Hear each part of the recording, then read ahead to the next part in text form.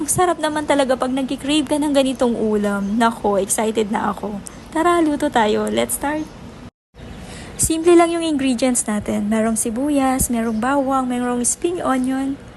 At hindi syempre mawawala yung patola. Meron ding 2 pirasong itlog, small size lang yan. At syempre, hindi mawawala yung miswa. Syempre, small portion lang yung gagamitin natin. 5 pirasong small size ng chicken at merong chicken cubes. Simulan na natin.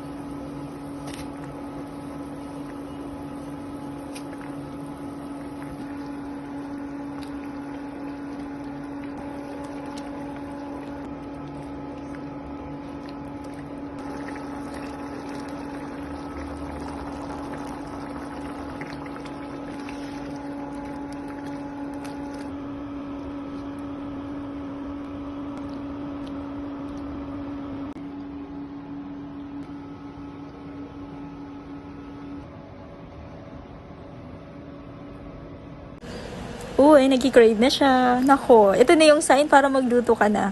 Ang sarap. Tara, kain tayo. Bye!